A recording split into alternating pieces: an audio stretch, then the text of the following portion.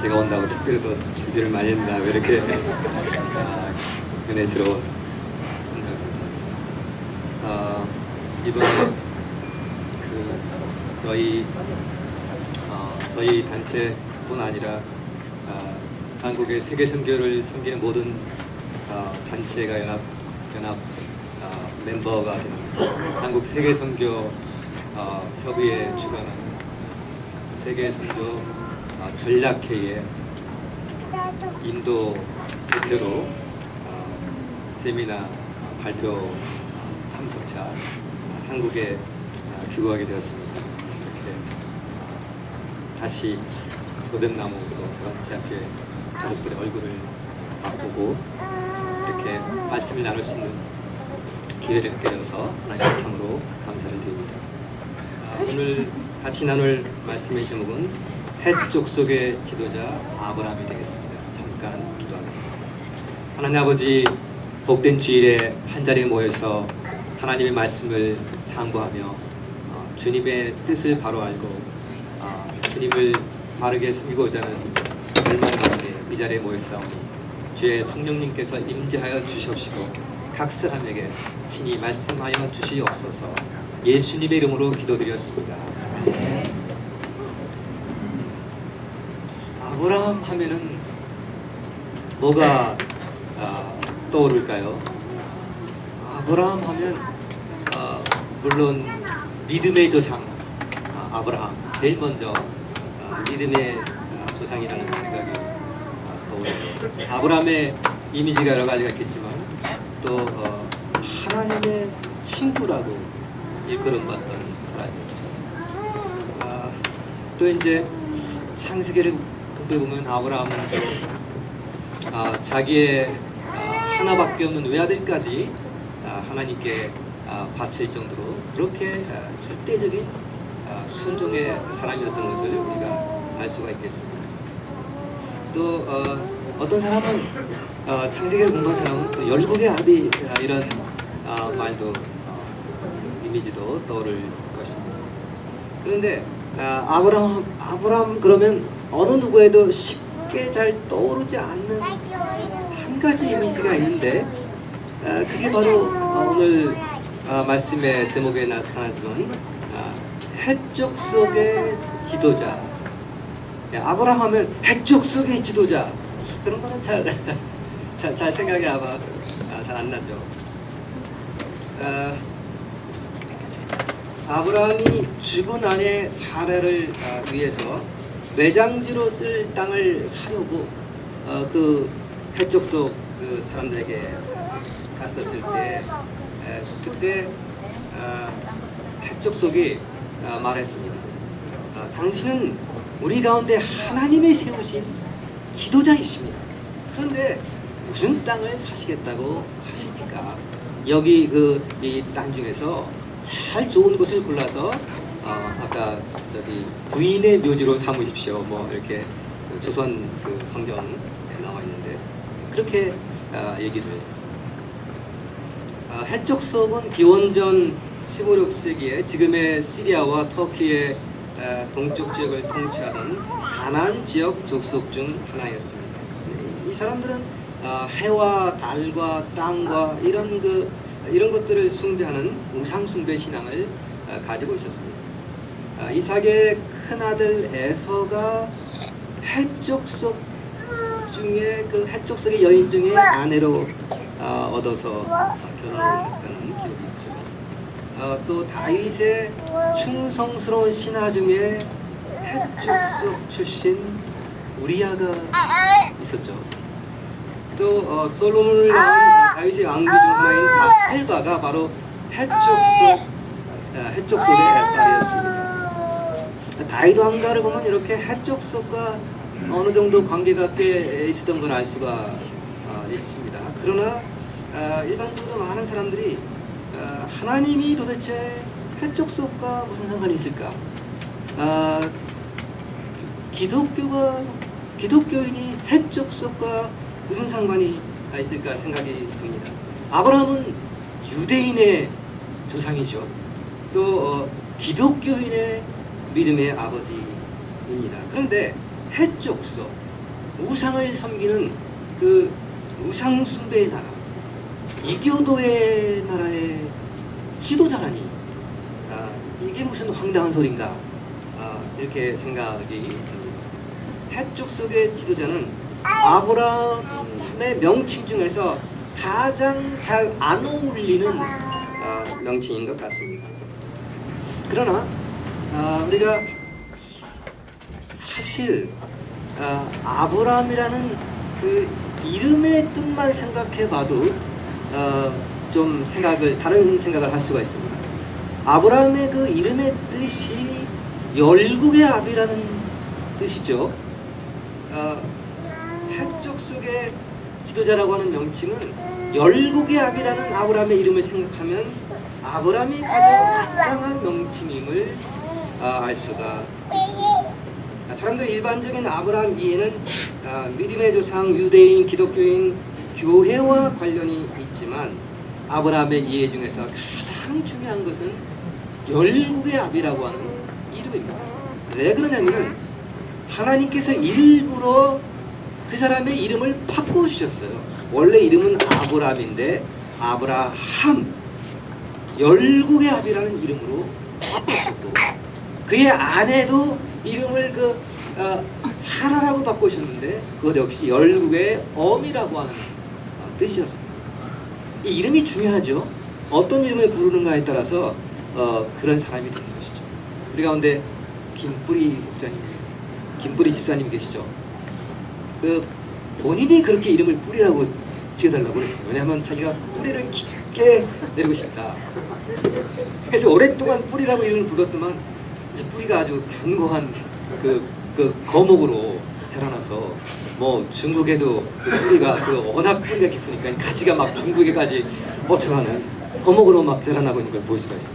예전에는 좀 뿌리가 조금 이렇게 희미해가지고 좀 불안한 점이 있었는데 그 이름대로 사람이 되는 것이 중요하죠. 이름이 그 사람의 그 이미지, 그 사람의 정체성, 저 사람이 뭐를 하는 사람인 것 같다, 이런 생각이 드는 것이죠. 그래서 저는 인도에 갔을 때 제 이름을 바꿨어요. 제 이름을 뿌라카시로. 인도에서 가는 것마다 제 이름을 뿌라카시라고 소개합니다. 뿌라카시란 말은 뭐냐면 램프, 작은 등불이라는 뜻입니다. 등불, 빛.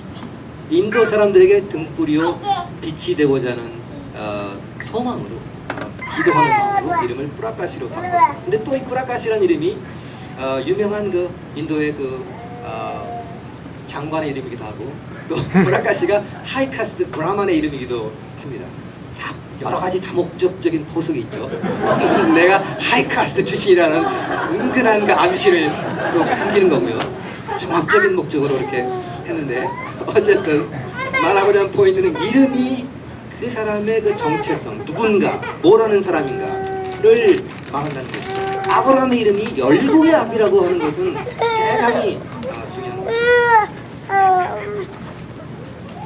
그래서 우리의 전통적인 아브라함 이해, 교회와 기독교인의 아브라함 이해는 어쩌면 성경의 가르침, 그리고 하나님이 간절히 원하시는 바와 어쩌면 많이 멀지 않나, 그런 생각이 듭니다. 해족 속의 지도자 아브라함, 이게 여전히 잘 좀 받아들여지기가 쉽지가 않은 부분이 있어요. 해족 속의 지도자라는 게 도대체 받아들여지기가 잘 소화가 잘 되지 않을 수가 있습니다. 1919년에 3.1운동 때 독립선언서에 서명한 민족 대표 33인이 있었는데, 그 중에 천도교인이 15명이었고 불교도가 2명이었고, 그런데 기독교인이 천도교인 15보다 하나 더 많은 16명이었습니다. 당시에 기독교인의 인구가 2%도 채 안 됐을 때, 이제 1890년대 이렇게 늦게 기독교 개신교가 들어와서 이제 뭐 씨를 뿌리던 그런 때였는데, 16명이 민족의 대표자로, 민족의 지도자로 우뚝 서서 거기에 서명을 한 것을 알 수 있습니다. 자, 그런데 우리가 그 기독교가 기독교 인구가 얼마 되지도 않던 그 시대에 기독교인이 교회에서 기도는 안 하고 기독교인이 전도는 안 하고 웬 타종교인, 천도교인, 불교도인하고 이렇게 어울려가지고 사인하고 이런 거 이상한 그 일을 하나 이런 생각이 들지 않습니까? 민족 대표로서의 이미지는 오늘날 기독교인다운 이미지하고는 조금 다르지 않나 그런 생각을 할 수가 있습니다. 오늘날 기독교인다운 기독교인으로서의 전형적인 기독교인으로서 대표적인 이런 사람이 기독교인이구나 라고 생각할 수 있는 그런 인물은 어쩌면 얼마 전에 총리후보로 나왔다가 중도에 낙마한 문창극 같은 분이 아닌가 생각할 수가 있습니다. 일본의 식민지배는 하나님의 뜻이라고 말을 했는데 이것은 모든 역사를 섭리하시는 하나님의 주권편에서 모든 것을 보는 아주 신앙적인 분으로 보여집니다. 기독교 장로가 교회에서 아니면 기독교인 모임에서 그런 거 하는 거 아주 아무 문제가 없는 것처럼 보일 수가 있습니다. 또 최근에 인도의 불교 성지 부다가야 마하보디 사원 안에서 찬송을 부르면서 기타를 치면서 이렇게 그 땅밟기 기도를 하는 한국의 기독 청년들에 대해서 맹비난을 퍼붓는 그런 신문 기사를 읽은 적이 있습니다. 이 세 명의 기독교 청년들은 참으로 순결하고 영적이고 하나님께 대한 열정, 선교 오죽하면 인도까지 와가지고 찬양 부르면서 불교도들에게 복음이 임하기를 갈망하는 마음으로 기도하는 마음으로 그렇게 했지 않았겠습니까? 그래서 이분들을 보면 참 다 훌륭한 분들입니다. 신앙도 좋고 열정도 좋고 또 거룩하고 순결하고 다 좋아요. 그런데 한 가지 이 문창극이랑 이런 분이나 이 땅밟기 운동 하신 분들이나 한 가지 결정적으로 빠진 부분이 있습니다. 그것은 그들의 순결하고 신실한 교회의 지도자일 수는 있겠는데 핵족 속의 지도자는 아니었습니다. 불교도의 지도자는 아니겠죠. 인도의 지도자는 아니겠죠. 일제 식민 지배의 그 통치를 받은 그 아픔이 있는 상처가 있는 이 백성 이 나라의 지도자는 당연히 아니겠죠. 우리가 그 아브라함의 단계에 머무른 신앙인들, 아브라함의 단계라고 하는 것은 나와 가족 아니면 내 교회 이 나에서 벗어나지 못하는 사람이 바로 아브라함 단계의 신앙이라고 할 수가 있겠습니다. 그래서 하나님이 아브라함을 아브라함으로 열국의 아비로 살라고 이름을 바꿔주시고 그렇게 그런 사명을 주신 것이죠. 아브라함만 그렇게 하라고 그렇게 원하셨을까요? 아브라함은 열국의 아비가 돼가지고 기독교 나라를 만들고 그런데 그냥 쓰임 받고 딴 사람은 다 아브라함으로 그냥 그렇게 살라고 그러셨을까요? 아브라함은 민족의 조상일 뿐만 아니라 우리 믿음의 조상으로 믿음의 본국입니다. 열국의 아비의 삶은 그에게만 주어진 소명이 아니고 모든 기독교인들에게 주어진 소명이라고 할 수가 있겠습니다. 그런데 사람들이 오해하는 것은 교회가 힘이 세면은 나라의 지도자가 될 수 있으리라고 생각합니다. 그러나 이 나라의 지도자는 힘의 크기에 달려있는 게 아니고 어떻게 봉사할 것인가 봉사와 섬김에 그것이 달려있습니다. 창세기 21장 22절에 보면 그랄랑 아비멜렉과 그의 군대장관 비골이 아브라함에게 이렇게 말했습니다. 내가 무슨 일을 하든지 하나님이 너와 함께 하시도다. 이렇게 인정을 했어요. 아브라함이 어떻게 이방 사람들로부터 이런 말을 들을 수가 있겠습니까? 뭔 일을 하든지 네가 하나님이 함께 하시는구나, 이런 말을 한 사람이 신앙인이면 모르겠는데, 이방인이 우상을, 해와 달과 별을 섬기는 이방 사람이, 이교도가, 불신자가, 타종교인이 아브라함에게 하는 말이, 너가 하는 모든 일을 보니까 하나님이 너와 함께 하시는구나, 이렇게 얘기를 했단 말이죠. 이것은 그가 왜 그런 말을 그 사람들이 했냐면, 아브라함이 그 아비멜렉 집안에 닫힌 태를 열어주시도록 간절히 기도를 했는데, 그 기도를 하나님이 들으시고 그 집안에 닫힌 태를 열어주셨어요. 그 아비멜렉 그 왕과 패밀리뿐 아니라 거기는 거기서 일하는 사람들, 그 여러 시종들, 신하들도 그 아기를 잘 못 낳고 있었는데, 아브라함이 기도한 결과 그 사람들이 자녀를 낳는 큰 기쁨을 맛보았던 것입니다.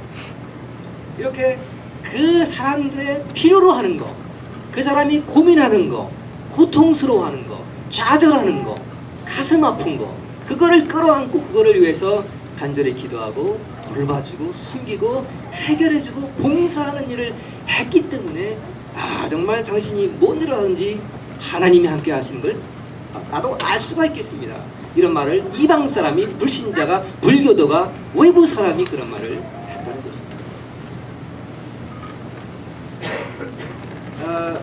우리는 자기 자신의, 누구나 다 자기가 있고 가족이 있고 개인의 감정이 있고 다 이해관계가 가족과 내 교회, 내 나라, 나를 중심으로 이렇게 그 생각을 가지고 있습니다. 그런데 우리가 이러한 개인과 가정과 가족과 나의 그 좁은 범주를 벗어나서 이방 세계에 살아계신 하나님을 나타내야 되는 그런 사명이 우리에게 있는 것입니다. 이러한 개인 감정, 가족 감정, 민족 감정은 작은 일이지만 그것을 넘어서서 그랄 왕의 목자가 될 때, 그랄 왕을 섬길 때 아브라함은 이방인의 지도자가 될 수가 있었고, 무엇보다 이방 땅에 살아계신 하나님의 은혜를 나타낼 수가 있었습니다. 이것이 바로 아브라함이 하나님께 부름받은 일이었고, 그것이 바로 오늘날에도 우리 모든 기독교인의 할 일이 아니겠습니까?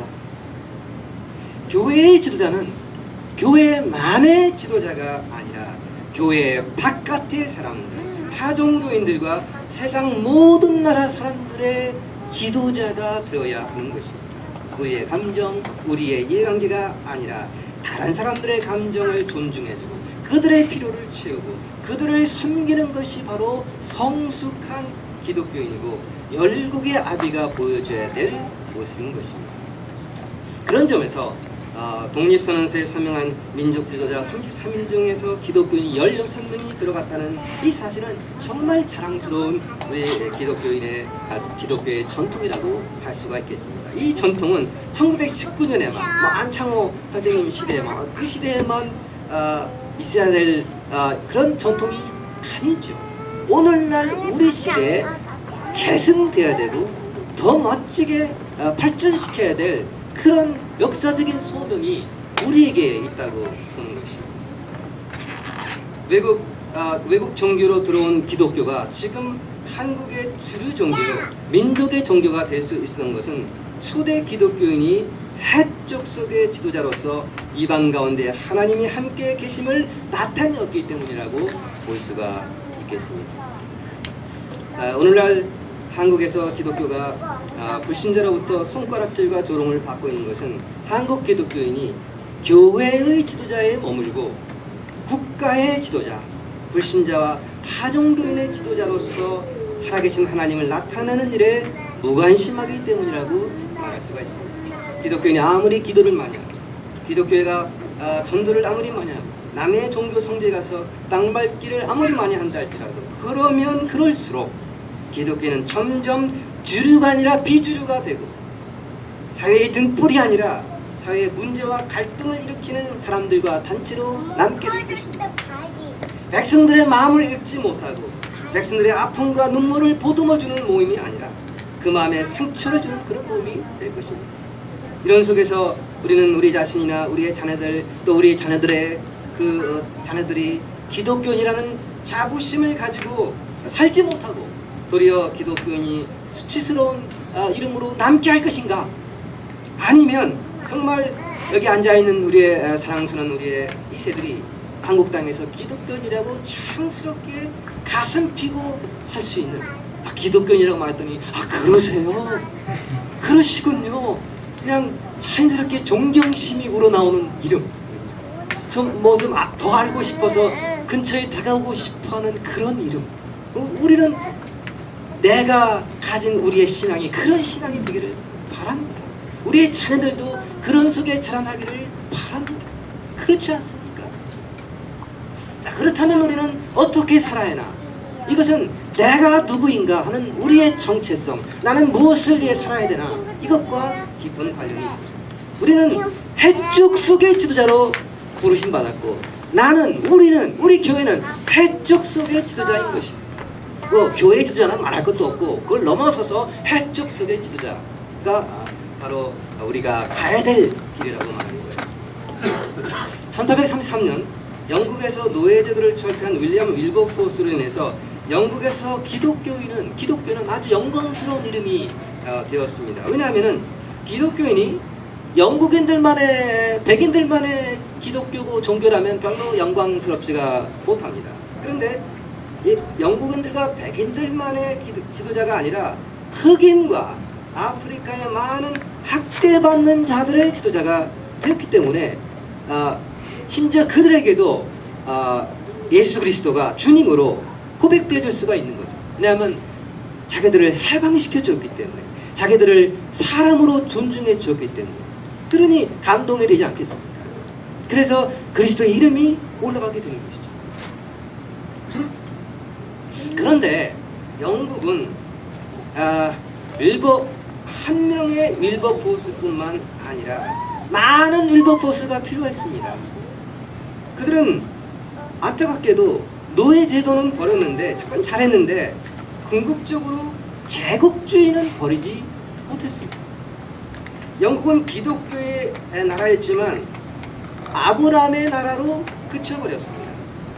그들이 하나님께서 자신들에게 바라신 것은 기독교인들만의 나라가 아니라 열국의 아비의 나라, 해쪽 속의 나라, 인도의 지도자의 나라, 세계 만백성의 지도자의 나라로 하나님이 부르셨다는 걸 영접했더라면 어떻게 인도에 쳐들어가고, 어떻게 아프리카에 쳐들어가고, 딴 나라에 쳐들어가서 그 나라의 물자를 착취하고 또 그 많은 사람들을 죽이고 말이죠. 어떻게 그렇게 나쁜 일을 할 수가 있었겠는가?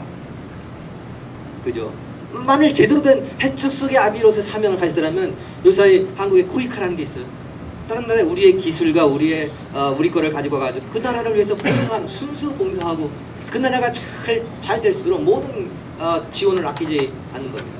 그게 200년 전에 300년 전에 그 사람들이 그런 거를 했더라면 이 세상이 다 달라졌을 텐데, 아니 남의 나라 가가지고 왜 쳐 죽이고 빼앗고, 기독교인이 그 당시에는요 거의 다가 기독교인이었어요. 제가 영국에 살 때 논문 교정을 해주던 할아버지가 교수 할아버지가 계셨는데, 그분이 자기 어릴 때 얘기를 하는 거. 어릴 때는 그 에든버러 도심진에 예배 시간이 되면 막 부지런히 뛰어가야 했대요. 왜냐면은 그 줄을 계속 서야 돼요. 그 교회가 꽉꽉 차는데 이거 막 1시간 전에 달려가서 달려가서 이렇게 줄 서고 들어가야지. 전부 그러니까 이 거리에 이쪽 코너에 교회가 있고 저쪽 코너에 교회가 있고 뒤쪽 골목에 교회가 있고 이러니까 그래도 거의 꽉꽉 차고 거의 다 기독교인이고, 이게 1차 대전 이전의 상황이란 말이죠. 그러니까 이른바 기독교인인데 어떻게 남의 나라를 쳐들어가서 그런 생각을 했을까요? 그리고 또 양심이 안 걸리나요? 안 걸렸어요. 이게 신비스러운 거예요. 윌버포스가 하나 가지고는 턱도 없이 부족한 겁니다. 그래서 지금 인도, 아시아, 아프리카 전 세계에서 기독교의 나라 영국은 미국이 그 뒤를 이어서 침략자의 이름이 되었고 마귀의 이름이 된 것입니다. 좋은 일도 하지만 좋은 일을 안 하는 건 아니에요. 근데 더 큰 더 큰 죄를 동시에 저지르고 있었던 것입니다. 인도의 기독교가 들어온 역사가 자그마치 2000년의 세월이 흐르고 전 세계에서 가장 많은 선교사와 선교 자금이 투입되었고 지금도 그러고 있는데 여전히 기독교 인구는 2.3%. 우리나라보다도 턱도 없이 안 되고 있습니다. 그 이 중에 중요한 이유가 영국이 한국에서 일본이 그랬던 것처럼 침략자의 나라였기 때문입니다.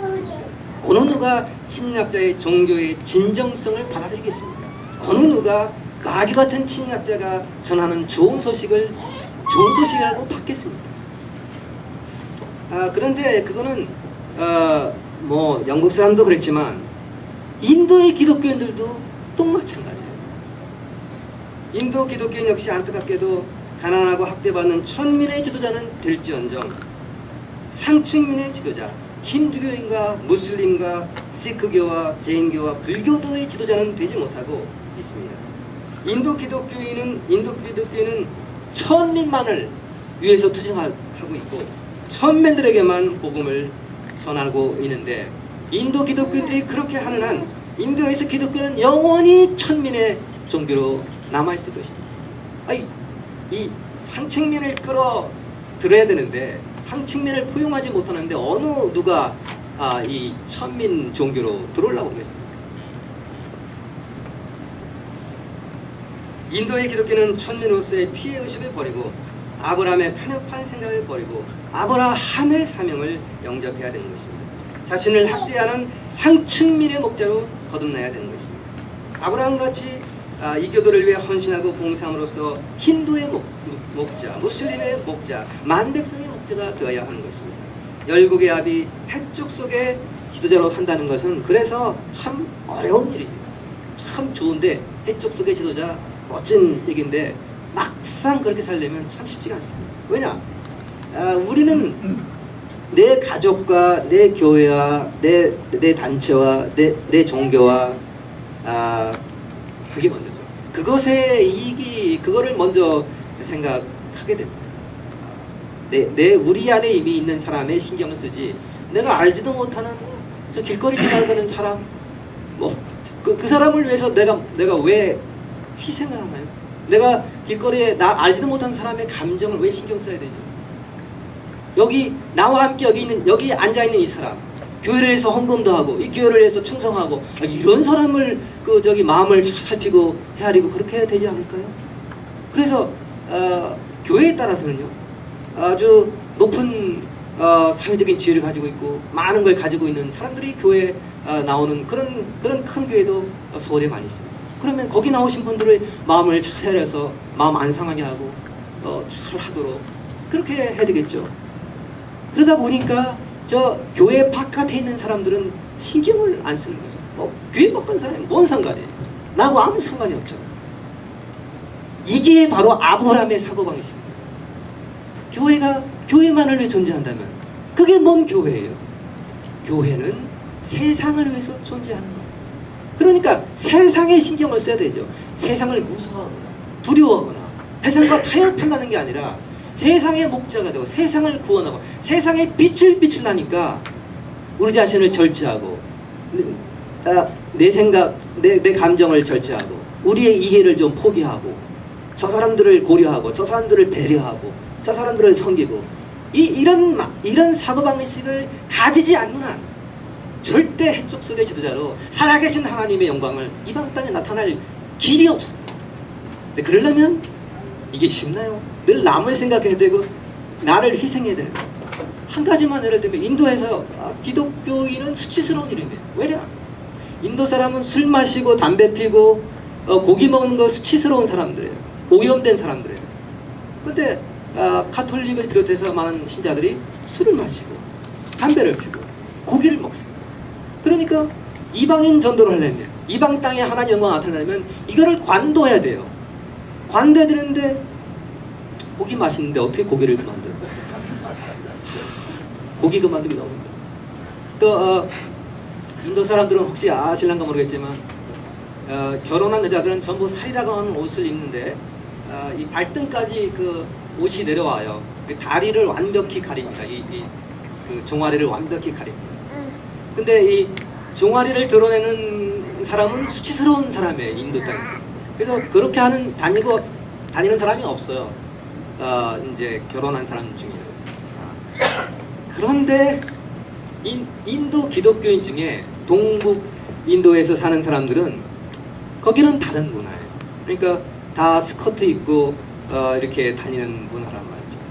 그래서 근데 동북 인도에만 살 때는 상관없는데 이 동북 인도에 사는 사람들이 대학 공부 때문에 다른 도시로도 가고 직장 때문에 딴 데로 가고 여기저기 흩어져서 인도에 산단 말이에요. 근데 기독교인인데 그 동북 인도 사람들이 가는 그 주일 예배, 그 사람들끼리 모여서 하는 예배를 가보면 한국 사람하고 비슷해요. 다 종아리 다 내보이고 앉아가지고 이렇게 예배를 드린단 말이에요. 참 그런 거를 보면은 그 주류 힌두 대부분의 사람들 입장에서 보면은 정말 아주 그 힘들죠. 근데 이게 바뀌어지지가 않아요. 바뀌어지려면 해적수의 지도자가 돼야 되는 거죠. 저 사람들에게 복음을 전해야 되겠다. 저 사람들에게 영향력 끼쳐야 되겠다. 저 사람들에게 살아계신 하나님의 영광을 나타내야겠다는 이 마음이 없는 한 절대로 자기에게 익숙한 내가 먹는 거, 내가 입는 거, 생활하는 거, 문화 이걸 어떻게 바꿔요? 불가능합니다. 나의 이해관계에 내 익숙한 거 이걸 어떻게 때려부시고 깨부시고 그럴 이유가 뭐가 있나요? 이유가 오직 한 가지 있다면 하나님의 소원입니다. 전 세계를 하나님의 자녀로 삼기를 바라는, 전 세계 하나님의 빛을 나누길 바라는. 그래서 아브라함을 해족속의 지도자, 열국의 지도자로 세우셨다. 그 하나님의 마음, 하나님의 소원이 내 마음에 없는 한 절대 이루어질 수가 없는 것이죠. 자기 희생, 이게 따라야 되기 때문에 해족속의 지도자, 열국의 아비, 너무 멋지지만 너무 힘들어요. 그렇지만 하나님의 마음, 하나님의 소원, 내가 누군가, 나는 아브라함이 아니고 아브라함이라는 사실, 우리 교회는 아브라함이 아니고 아브라함의 교회라는 사실, 해족속의 지도자는 이 사실을 우리가 받아들이면 완전히 달라지게 됩니다. 우리가 숫자가 몇 명 안 될 수가 있어요. 그러나 한 분 한 분이 해족속의 지도자로 직장마다, 처소마다, 학교마다 그러니까 파손이 된다면 그곳에서 너는 어디 가든지 하나님의 살아계심을 볼 수가 있다. 당신은 해족속의 지도자입니다. 이 나라의 지도자입니다. 이런 사람들이 우죽순같이 여기에 한 사람 한 사람이 전부 하나의 일부 포스가 되는 겁니다. 그러면 한국을 변화시키고 세계를 변화시킬 수가 있는 것이죠. 그런 일이 나에게, 우리에게, 이 교회에 임할 수 있기를 진심으로 기도합니다. 잠시 기도하겠습니다. 하나님 아버지, 오늘 말씀 통해서 아브라함에게 두신 하나님의 놀랍고 크신 가슴 아픈 간절한 소망을 생각하게 됩니다. 아브라함 시대는 온 땅이 다 하나님을 알지 못하고 우상숭배와 죄 가운데 죽어가고 있었는데 아브라함 한 사람을 부름으로써 아브라함이 자기 가족, 자기 족속뿐 아니라 그것을 넘어서서 온 세계 만민의 열국의 아비가 되길 바라시고 주변 땅에 있는 헷 족속과 그랄 족속과 많은 가난 족속과 많은 사람들의 지도자가 되기를 갈망하시는 이 하나님의 이 소망을 아브라함이 영접하고 순종했을 때 아브라함의 헷 족속의 지도자로 만백성의 지도자로 그래야 오늘날 예수 그리스도의 이름이 아프리카 또 아시아 또 유럽 세계 온 땅 6대륙에서 다 주님의 이름이 높임을 받고 있습니다. 하나님 아버지, 그러나 동시에 우리의 좁은 마음, 우리의 나와 가족과 내 교회와 나만을 생각하는 이런 좁은 생각 때문에 그리스도의 이름이 우리가 속한 이 사회와 이 나라에 참 땅에 떨어져서 참 내 자신도 자랑스럽지 못하고 우리의 자녀들도 2세대, 3세대도 정말 자부심을 가질 수 있는 이런 기독교회로 참 만들기 참 어려운 시대에 우리가 살고 있습니다. 하나님 아버지, 다시 한번 오늘 말씀 통해서 내가 누구인지, 내가 무엇을 하는 사람인지, 하나님이 내게 대한 소망이 무엇인지 해족속의 지도자로 부르신 하나님의 소망을 가슴 깊이 영접하고 이 소망을 가지고 해족속을 섬기는 아름다운 하나님의 사람들로 한 사람 한 사람이 이 나라와 세계를 변화시킬 수 있는 일버포스들로 성장할 수 있도록 또 변화될 수 있도록 하나님께서 복 주시옵시기를 간절히 빌고 합니다. 예수님의 이름으로 기도드렸습니다. 네.